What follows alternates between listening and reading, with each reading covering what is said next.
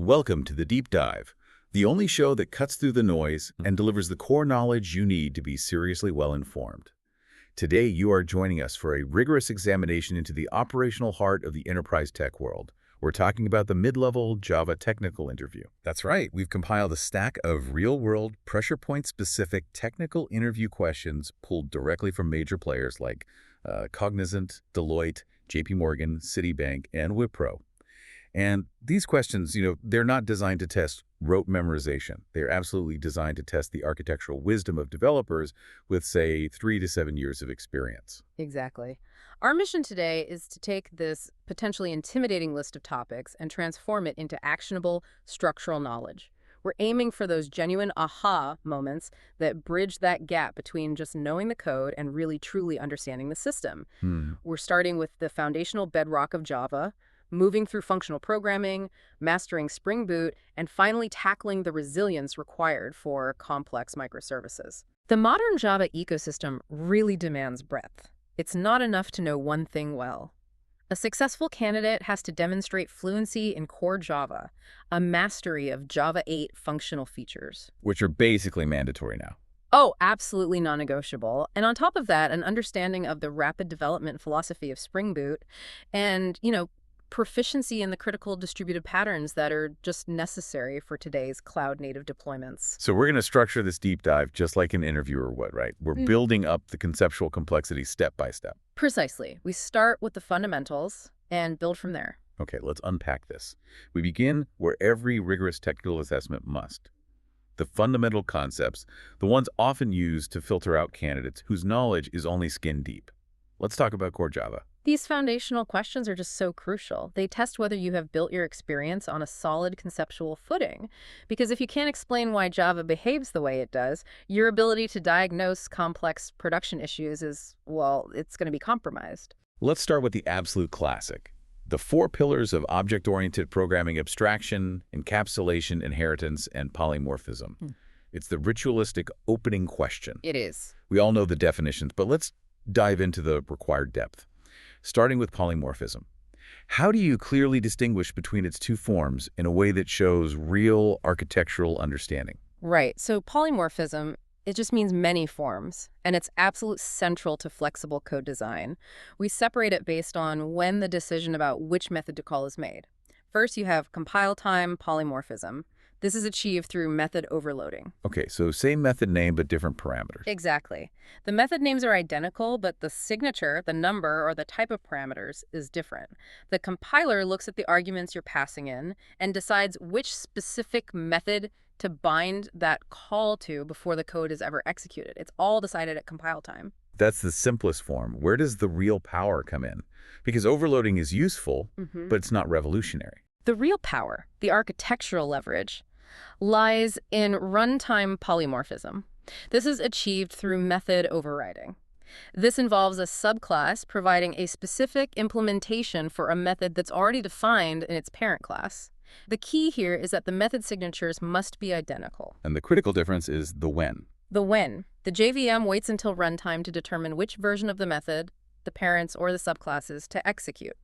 And it makes that decision based on the actual type of the object being referenced, not the type of the reference variable. That's a fantastic insight. So if the JVM is determining which version to call at runtime, that's the very mechanism that allows frameworks like Spring to seamlessly inject their own functionality, right? Like AOP or transaction proxies, without us manually wiring it all up. You've hit the nail on the head. That is the core mechanism that allows for modularity and extensibility in large-scale systems. If we didn't have runtime polymorphism, every dependency change would require massive recompilation and refactoring across the entire code base. It's fundamental. Now, let's tackle the other conceptual confusion point: abstraction versus encapsulation. Developers often use these terms almost interchangeably. They do, and it's a mistake. They are partners, but they solve very different problems. Abstraction is all about managing complexity by hiding implementation details. It's the what, not the how. Exactly. It exposes the what, the necessary functionality, but hides the how. Think of using a microwave. You interact with the buttons, the interface, without needing to know the physics of magnetrons inside.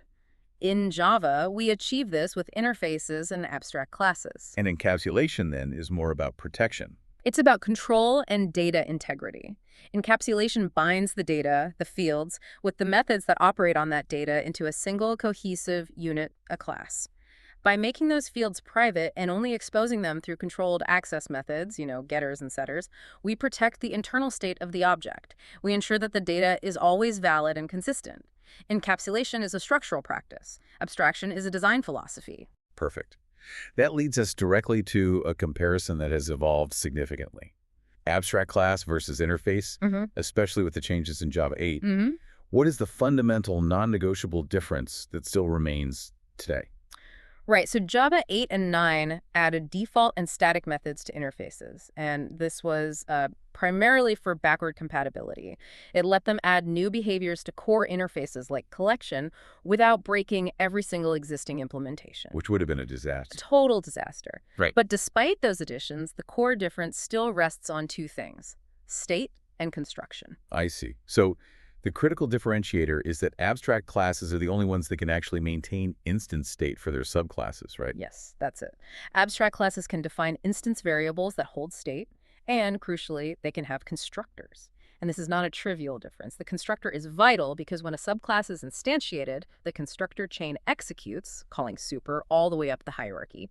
This allows an abstract class to initialize shared base logic or instance state for all of its derivatives. Whereas interfaces can't do any of that. Correct. Interfaces cannot have constructors and they cannot maintain instance state. They are restricted to defining pure behavior contracts. They define what a class can do, but not what it is or what data it holds. So if I need a component that shares common utility functions and some initial configuration data across multiple subtypes, I should lean toward an abstract class. That's the perfect use case. But if I simply need to define a contract for a behavior that two totally unrelated classes must adhere to, like serializable or runnable, then I use an interface. That is the perfect design split. Use interfaces for defining behavior without state and use abstract classes when you need a shared base implementation or some state to be inherited. Knowing the intent behind the tool shows an interviewer you're designing for maintainability, not just making it work. All right, let's move down the stack to the execution layer, the Java virtual machine. When an interviewer asks about the JVM, they are checking if you know how your code is actually run. So can you detail the three major steps the JVM takes to execute a class file? Absolutely. The whole process starts when the JVM needs a class. Step 1 is class loading, and this is handled by the class loader subsystem. This subsystem follows a very specific delegation hierarchy. You have the bootstrap loader at the top, which loads the core Java classes like java.lang.object from the JRE, then the extension loader, then finally the application loader, which loads classes from your application's class path. And it always tries to delegate up first, right? Why is that important? That's a key security feature. It always tries to delegate the request up the chain first. This prevents you from accidentally or maliciously loading your own version of java.lang string and breaking the entire platform. It ensures the core classes are always the trusted ones. Okay, so the class is loaded, now needs to be prepared. That takes us to linking. What does linking specifically accomplish? Linking is a three-phase process that makes the class operational. First is verification. This is where the JVM checks the bytecode integrity to ensure it adheres to the spec and won't cause security holes or execution issues. Second is preparation. This is where memory is allocated for static variables, and they are initialized to their default values: 0 for numbers, null for objects, false for booleans. So not their assigned values yet, just the default. Just the defaults. The explicit assignments happen later. And the third phase is resolution, which is where symbolic references like class names are replaced by direct references, which are basically memory addresses. And the final step before our code can actually run. That's initialization. This is the step where any static initializers and static blocks are executed in the order they appear in the source code. This is where your static variables finally receive their explicit values. Only after initialization is complete is the class considered ready for use. That clarifies the flow perfectly. Now, the memory architecture itself. Where do our two fundamental data types, objects and statics, reside? This is just crucial for performance tuning. Right. Objects, which are the dynamic instances of data you create with the new keyword, reside primarily in the heap area. The heap is shared across all threads in the application, and it is the region that is constantly monitored by the garbage collector, or GC. And static data. Static data, along with class metadata and the actual bytecode, resides in what's called the method area. Since Java 8, this has been implemented as metaspace, which is dynamically managed within the operating system's native memory. Okay, knowing this distinction is essential for diagnosing that ever-present Java puzzle, Yeah. the memory leak.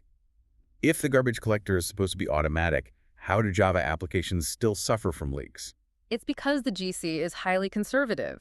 It only removes objects that are truly unreachable objects that have absolutely no active references pointing to them from anywhere in the running application. So a leak happens when an object is still referenced, but we don't need it anymore. Precisely.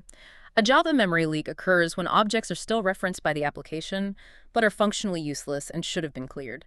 The GC sees the reference and thinks, nope, can't touch that, it's still in use. Can you give us a concrete, real-world example of that? A classic case is using a static collection, like a hash map, to implement an application-wide cache. I've seen that go wrong so many times. It's a textbook problem. If you put large objects into the static map and you forget to implement a mechanism to expire or remove them, say user sessions that never time out or logs that are never cleared, those objects remain referenced by the static map. And since that static map lives for the entire application lifecycle, the objects it holds are perpetually reachable to the GC, even though your application logic no longer needs them. The memory just steadily climbs, the GC thrashes, and eventually you get out-of-memory error. That's a fantastic clarification. Let's pivot now to thread safety and object integrity, a concept tied very closely to memory. String immutability. Every Java developer knows strings are immutable, but what are the deep architectural reasons why they must be? There are three main justifications, and they're all related to system integrity and performance. First, and maybe most importantly, is memory optimization and the string constant pool. The SCP. The SCP. Because strings cannot change, the JVM can safely store all literal strings in this special area of memory. If 5 different variables in your code point to the literal deep dive, they all reference the exact same object in the SCP, which saves a significant amount of memory.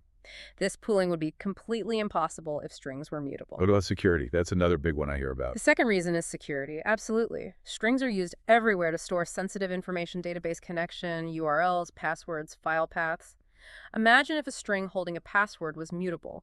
One thread could check its value, a security check could pass, and then another thread could change it after the check but before it's actually used. That would be a huge vulnerability. A massive one. Immutability guarantees that the value you checked is the value you will use. It ensures consistency.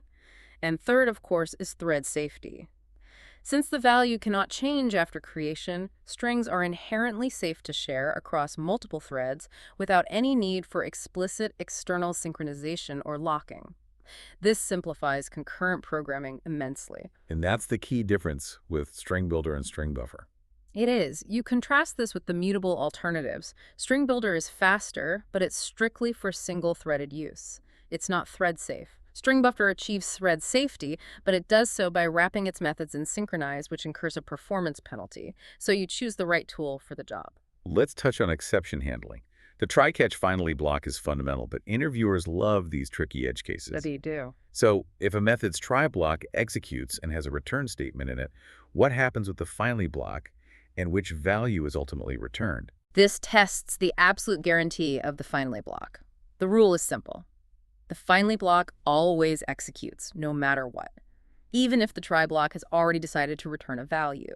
So finally code runs, and then what? And then the value that was determined in the try block is returned. But what if I try to be clever and put a return statement inside the finally block itself? Now that's the tricky part. If the finally block itself throws an exception or explicitly includes its own return statement, that instruction will override the result from the try block. So it can mask the original return value. It can, and it can also mask the original exception, which is very dangerous. Conventionally, finally is reserved strictly for resource cleanup, closing streams, database connections, things like that.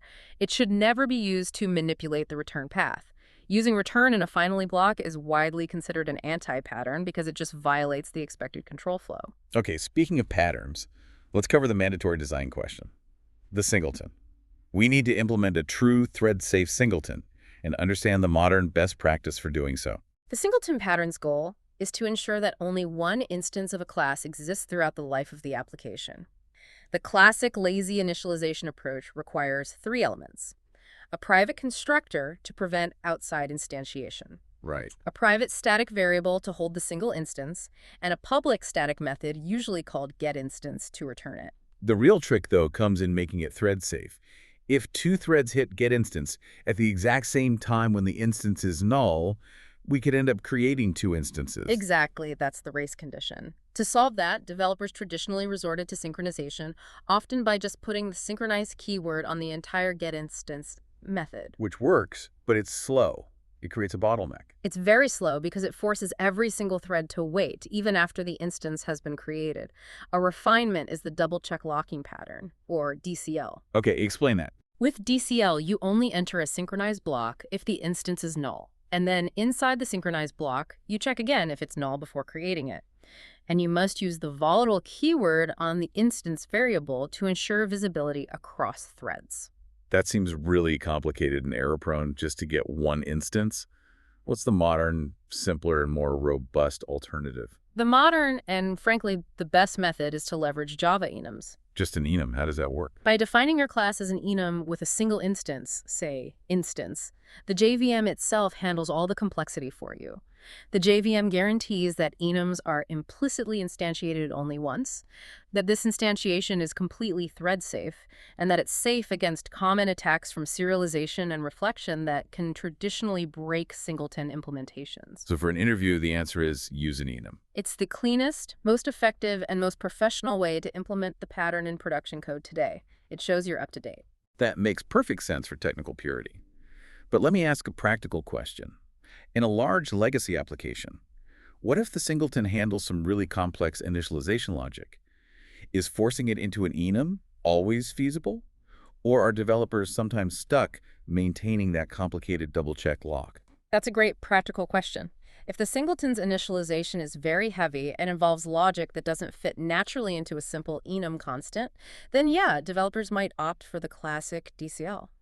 Or often they'll choose something called the initialization on demand holder idiom, which uses a private inner static helper class to achieve thread-safe, lazy initialization without any explicit locking. So there are other options. There are, but for the interview, you should lead with the enum. It proves, the most robust option available in modern Java. Okay, let's pivot to Java 8. For mid-level roles, fluency here is just non-negotiable. If you're still using external for loops and index-based iteration for all your data manipulation, you're not writing modern Java. You're really not. Java 8 brought a massive paradigm shift toward functional programming. The three cornerstones were the Stream API for sequential or parallel data processing. Lambda expressions, which just cut down on so much boilerplate code. Drastically. And the third was the optional class. It's a container object designed to explicitly handle the possibility of a null return, forcing the developer to address the null scenario and effectively mitigating the dreaded null pointer exception. Let's talk about the mechanics of streams. The key insight is that they don't store data. So what is a stream actually doing internally, and why is this concept of laziness so critical to its performance? A stream is a sequence of elements that supports these aggregate operations. It's best to think of it as a processing pipeline. When you define a stream operation, you're specifying three phases. First, the source where the data comes from, a list, an array, an I/O channel. Second, you have one or more intermediate operations, things like filter, map, sorted. And these are lazy ones, right? Precisely. The intermediate operations are lazy. They don't execute or process any data immediately when you call them. They just build up the description of the pipeline. They're essentially saying, okay, when the time comes, first I'm going to filter by X, then I'm going to map to Y. And why is that so important for performance? This laziness is critical because it allows the Java runtime to optimize the execution. For example, if you have a stream of 10 million items and you call filter and then immediately call find first, the stream can stop processing the moment it finds the first match. It doesn't have to process all 10 million items first. It's a huge optimization. So if I chain 3 filters and 2 maps, absolutely nothing happens until I call that final step. That's right. The execution is only triggered by the terminal operation, something like collect, for each, reduce, or count. This operation is eager. It forces the entire pipeline to execute on the data source, often in a single, efficient pass. To define the logic within those operations, we rely on functional interfaces. Tell us about the role of predicate in filtering. The predicate functional interface is the foundation of the filter operation. It's very simple. It represents a function that takes a single input argument and returns a Boolean true or false. It's pure logic. Does this element meet my condition? And you can combine them. Yes, and that's what's so powerful for real-world code. The predicate interface provides default methods like and, or, and negate. This lets you combine complex filtering logic into highly readable, reusable variables without writing massive nested if statements. When we shift from filtering to transformation, we have the master mapping. This is another classic distinction interviewers look for, the difference between map and flat map. Okay, so map is for a one-to-one transformation. If you have a collection of user objects and you want a collection of just their email addresses, map transforms each user object into exactly one string object, their email. The output collection will have the exact same number of elements as the input collection. So if I have a list of invoices and I want to calculate the tax for each one, map is the tool. Correct. Flat map, on the other hand, is used when you have a one-to-many transformation that results in nested collections and you want to flatten them all into a single comprehensive stream. Can we use that complex employee skills example? I think that really drives the point home. Certainly. Imagine you have a list employee, and inside the employee object, there's a list string of their skills. Right. A list of lists. Exactly. If you just use map employee.get skills, you'll end up with a list of lists of skills. It's unwieldy and hard to work with. FlatMap solves this. It takes each internal list, the skills of a single employee converts that list into its own stream, and then it merges or flattens all of those internal streams into one single unified stream string. And then you can do things like distinct to get all the unique skills across the entire company. Exactly. It seamlessly transitions you from hierarchical data to a flat, workable stream. It's incredibly powerful. Let's move from streams to the data structures they operate on, specifically HashMap. This is where we separate the coders who just use collections from the engineers who truly understand them. Describe the core structure of a HashMap and explain that major architectural change that happened in Java 8 regarding collision handling. Okay, so a hash map is essentially an array of buckets or nodes. When you put a key-value pair into it, the key's hash code is used to calculate an array index, which bucket it should fall into. The challenge, of course, is the collision, when two different keys happen to calculate to the same index. Before Java 8, we just handled this with a simple linked list attached to that bucket. Yes, and that created a serious performance risk. If you had a poorly designed hash function and all your keys happen to hash to the same bucket, the worst-case scenario, your performance degraded to ON. Your lookup time increased linearly with the number of elements. It was as slow as a list. So what did they do in Java 8? They introduced a major optimization. When the number of entries in a single bucket's linked list grows beyond a certain threshold, which is currently 8, that linked list is dynamically converted into a balanced tree structure, specifically a red-black tree. And what's the benefit of using a red-black tree there? It guarantees that even in the worst-case collision scenario, your lookup time complexity improves dramatically from ON all the way to OON. This makes HashMap far more robust and resilient against both poor hash code implementations and even malicious denial-of-service attacks that try to exploit collision weaknesses. Now, what about HashSet? How does that structure achieve uniqueness if internally it doesn't seem to store any values? HashSet is a really elegant abstraction. It's built directly on top of a hash map. When you add an element to a hash set, that element is actually stored as the key in an underlying hash. And the value? The value is just a single fixed placeholder object that they call present. Since HashMap intrinsically enforces the uniqueness of its keys, HashSet automatically enforces the uniqueness of its elements. It's a very clever use of composition. And that uniqueness check hinges entirely on the hash code equals contract. This is so important. Let's say I have a custom user object. I only override the equals method to say two users with the same ID are equal, but I forget to override hash code. What happens when I put these objects into a hash set? You break the contract and you break the collection. It's a disaster. When you add the first user object, its default hash code, which is usually based on its memory address, sends it to, say, bucket A. Now you try to add the second logically equal user object. Because you didn't override hash code, it will likely generate a different hash code because it's a different object in a different memory location. So it goes into a different bucket, maybe bucket B. Exactly. And since the objects are in different buckets, the hash set never even bothers to call your equals method to compare them. It just assumes they're two unique entries. You end up with two logically identical objects residing in your set, which completely defeats the entire purpose of using a hash set. So the rule is? The contract is absolute. If two objects are deemed equal by your equals method, they must produce the same hash code.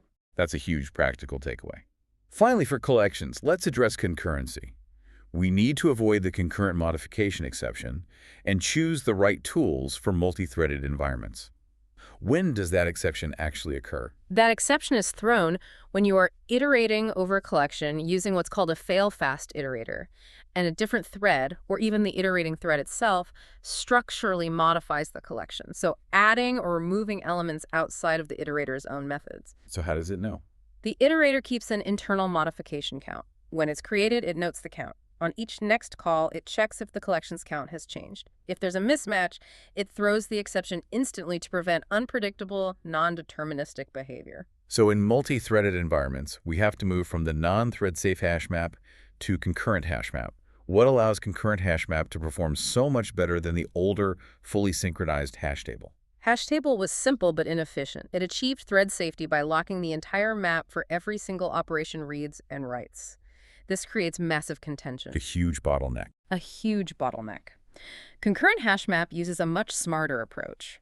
Fine-grained synchronization, often referred to as bucket-level locking. When a write operation, like a put or remove, occurs, it only locks the specific bucket or node that is being modified. Which means I could have one thread writing to bucket 10 and another thread simultaneously reading from bucket 50, and both operations can proceed in parallel without blocking each other. Absolutely. This vastly improves throughput and performance. It allows for multiple concurrent reads and multiple concurrent writes, provided they are targeting different segments of the map. And there's one critical distinction for interviewers to remember. Yes. Unlike HashMap, concurrent HashMap does not allow null keys or null values. This is a deliberate design decision to eliminate ambiguity. In a high concurrency environment, retrieving a null value could mean two things. The key doesn't exist, or the key does exist, but its value is explicitly null. It's too complicated to track that safely, so they just forbid it. The core Java questions verify our foundation. But now we're moving into the frameworks. Spring Boot and microservices test our ability to deliver modern, efficient, scalable systems. And Spring Boot is all about developer velocity. It is. Spring itself is the legendary core, the underlying engine that provides dependency injection, AOP, transaction management. But early Spring required mountains of configuration. Oh, the XML files. I remember them well. The verbose XML files are pages and pages of dense Java configuration classes, specifying every single bean and every single dependency manually. It was powerful, but it was slow to set up. And Spring Boot was the answer to that massive configuration overhead. It's that opinionated layer on top that streamlines everything. It's the shortcut. Spring Boot introduces three major accelerants. First, starter dependencies, which are pre-bundled, tested sets of libraries. Second, an embedded server like Tomcat or Jetty, which lets your application run as a standalone JR file. And third, and most critically, is auto-configuration. Auto-configuration analyzes your class path in your environment and instantly sets up sensible default beans and configuration settings. It lets you go from zero to a running REST API in just minutes. Let's clarify the core concept here that powers all of this. IOC and DI.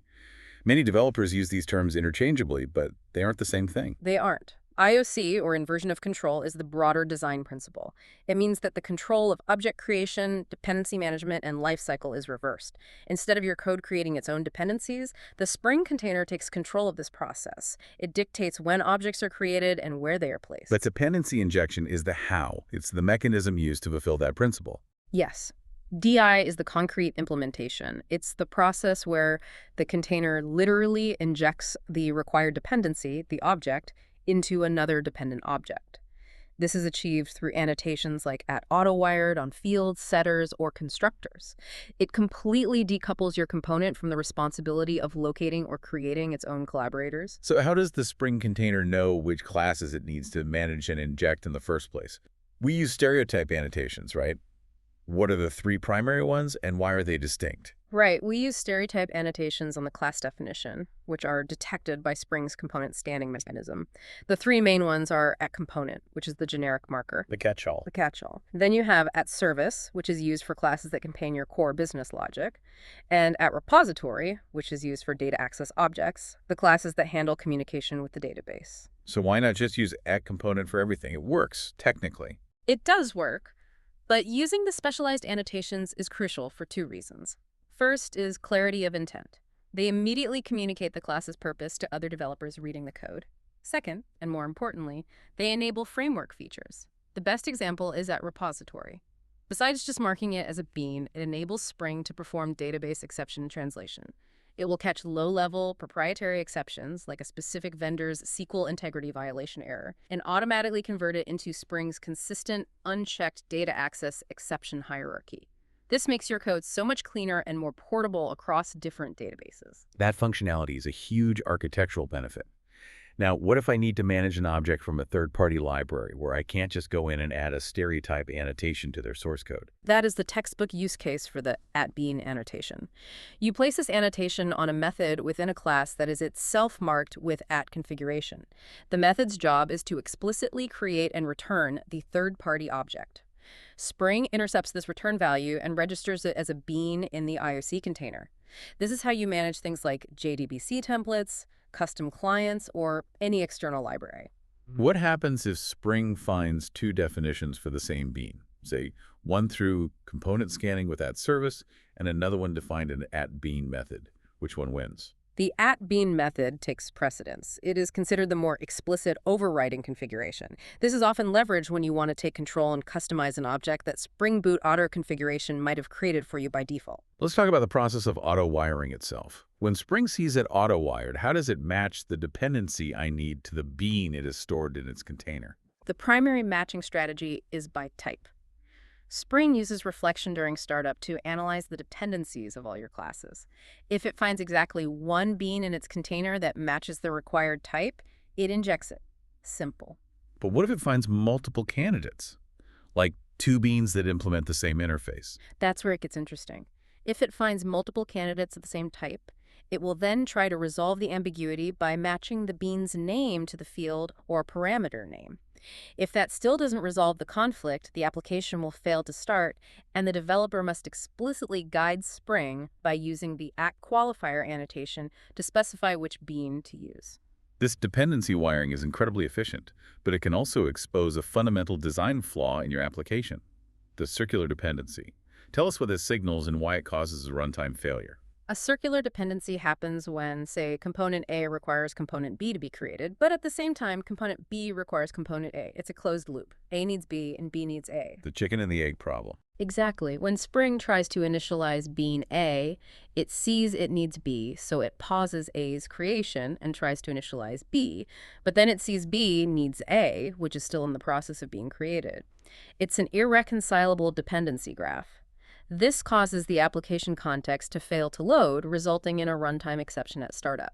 If this happens in a production-critical system, what are the temporary band-aids that developers might reach for just to get the system back up? The most common quick fixes are using the @lazy annotation on one of the dependencies. This tells Spring, don't create this bean right now, wait until the first time it's actually used.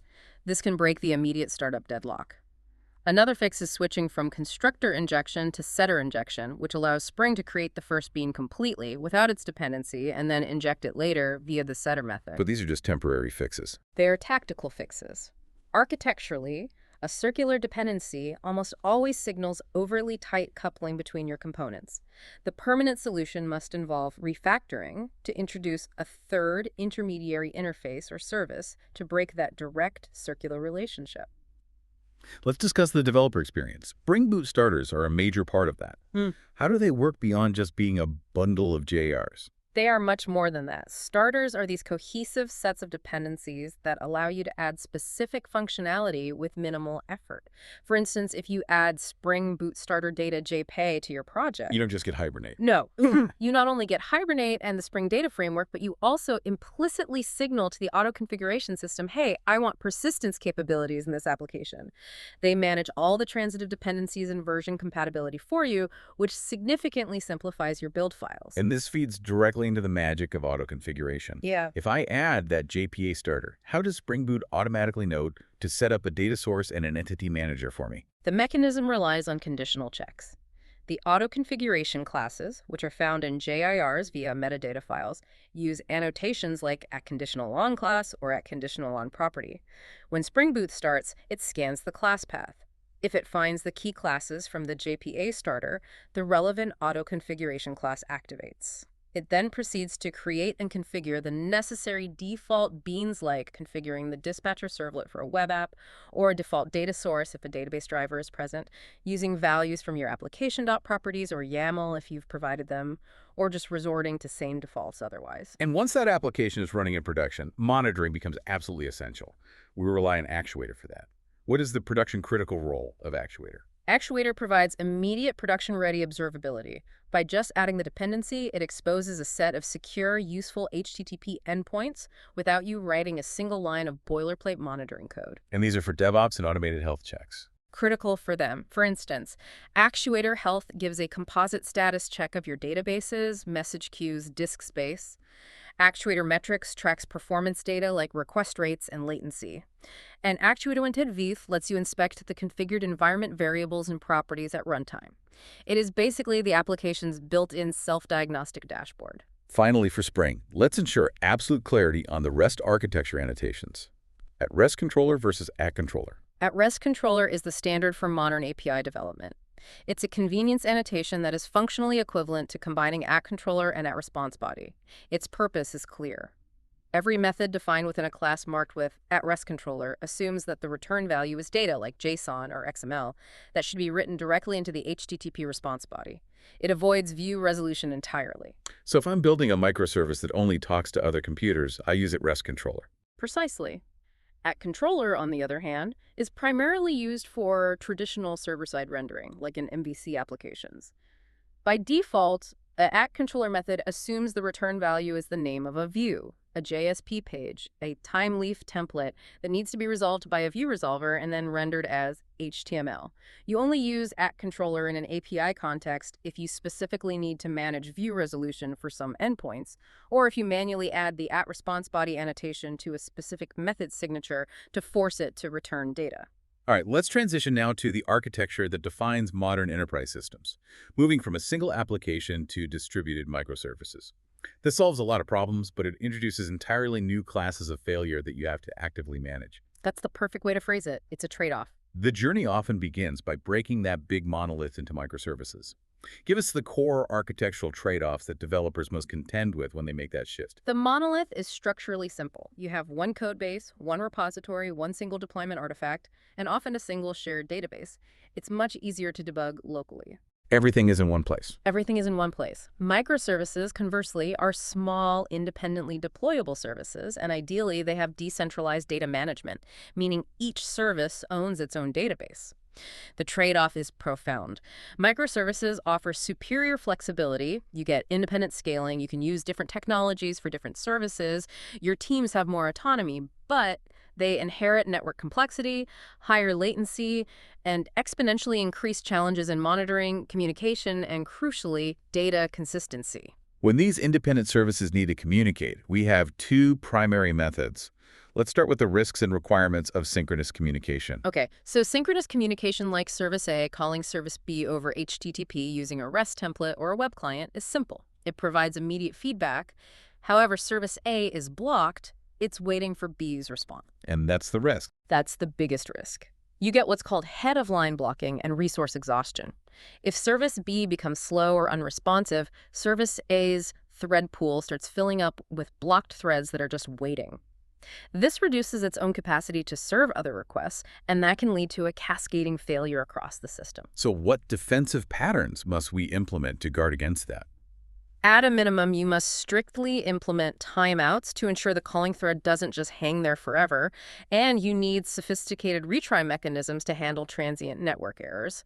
But you have to be careful with retries. You don't want to DDoS an already struggling downstream service. This is where the next pattern, the circuit breaker, becomes absolutely critical. The alternative to this is asynchronous event-driven communication. How does using messaging queues like Kafka or RabbitMQ fundamentally change the coupling between services? It creates loose coupling. The sender service publishes an event, a notification of something that happened to a queue, and then it immediately moves on. It doesn't know, nor does it care, whether the receiving service is up or down, busy or idle. The receiver can process that event independently whenever it's ready. And that helps with scalability. Dramatically, it improves scalability because it allows the system to handle bursts of load. The queues act as a buffer, absorbing the pressure and smoothing out the traffic flow. It's a crucial defense against back pressure. In this distributed ecosystem, services are constantly being deployed, scaled, and moved. Hard-coding IP addresses is impossible. This requires service discovery. How is that achieved? Service discovery is essential. Services register themselves with a central discovery registry like Eureka or Console when they start up. They provide their current location IP address and port and their health status. When Service A needs to talk to Service B, it first queries the registry to find out where B is. Does Service A contact the registry directly, or is there an intermediary? Both patterns exist. With client-side discovery, Service A gets a list of healthy instances from the registry and then uses a built-in load balancer to select one to talk to. With server-side discovery, Service A just makes a request to a dedicated router or load balancer. That router is responsible for querying the registry and forwarding the request to the correct instance, which abstracts the discovery logic completely away from your application code. Okay, let's talk about the most dangerous scenario in microservices: the cascading failure. One slow database call in Service X shouldn't be allowed to crash the entire architecture. The protection layer here is the circuit breaker pattern. Let's detail its 3 states and the purpose of each. The circuit breaker pattern is designed to contain failure and prevent resource depletion. It's a state machine that monitors the calls to a remote service. The default state is closed. In this state, calls just pass through normally and the breaker is in the background, tracking success and failure rates. If the failure rate, defined by timeouts or error responses, exceeds a certain threshold, the breaker trips. And when it trips, it moves to the open state. Yes. In the open state, the circuit immediately rejects all subsequent requests to that failing service. Instead of waiting and timing out, the caller gets an instant failure response, or maybe a predefined fallback response, like cached data. This is the fail-fast mechanism. It's the fail-fast mechanism. Yeah. And it's vital because it protects the calling service's resources from being tied up.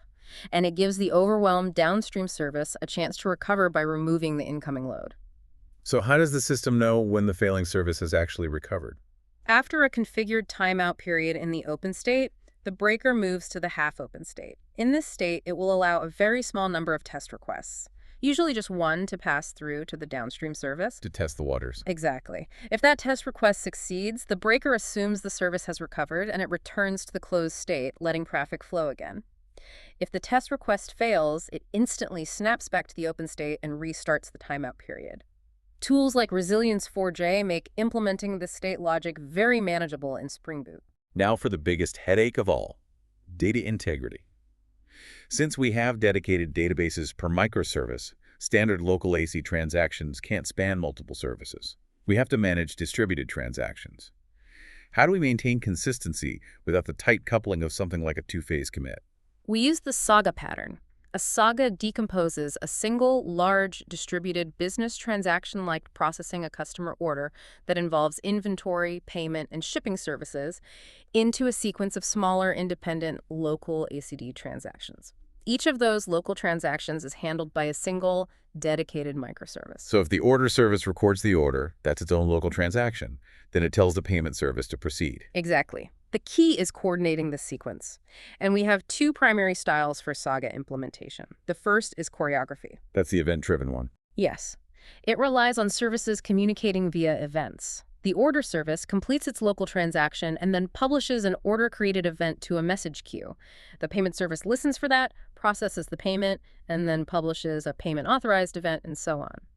It's decentralized and very loosely coupled, but it can be harder to monitor and debug because the flow logic is dispersed across many different services. And the other style? The other is orchestration. Here, a dedicated orchestrator service or coordinator manages the entire transaction flow.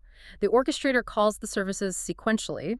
It explicitly tells the payment service, start your step, waits for a response, and then tells the shipping service, start your step. It's more complex to build initially, but it's much easier to trace and monitor because all the logic is in one place. And what happens if, say, the payment service transaction succeeds, but then the shipping service transaction fails? How do we roll back the previous steps? That's the critical role of compensating actions. The saga pattern relies on eventual consistency. If a failure occurs midway through, The orchestrator, or the relevant service in a choreography design, must trigger compensating actions in all the previously successful services. So you tell the payment service to issue a refund. Exactly. If shipping fails, the orchestrator tells the payment service to issue a refund and tells the order service to cancel the order. Compensating actions are simply business logic designed to reverse the effects of a prior local transaction. They ensure the system remains consistent, albeit eventually. We've established resilience. Now let's talk pure performance. When facing high traffic, what combination of strategies do developers rely on to scale their Spring Boot microservices effectively? High traffic always demands a layered approach. First, horizontal scaling, deploying multiple stateless instances of your service behind a load balancer. Second, reducing latency through aggressive caching, like using Redis for frequently accessed non-critical data. Third is managing your resources well, offloading heavy or non-time sensitive processes to asynchronous queues, things like sending email notifications or processing large data imports. This keeps your core API threads free for responsive user interactions. And finally, of course, you have your defensive layers, the circuit breakers and strict resource pool sizing we already talked about. Scaling often means constant change, which can break client integrations. If I update my API to return a new field, how do I avoid breaking all my existing consumers? This is where API versioning comes in. API versioning is absolutely mandatory for maintainability. You have to avoid breaking changes by using distinct versioned endpoints. The best practice is typically URL-based versioning, so you expose V1 orders, and then when you make changes, a new V2 orders. And the old one stays active. The old one stays active. This allows your older clients to continue relying on the stable V1 endpoint while you develop, test, and gradually transition new clients to the V2 features. You should only remove an old version once you can definitively prove that all clients using it have been retired. Now, for the operational nightmare scenario, 5 microservices interact and a user reports an error. You have 5 different log files spread across 5 different servers.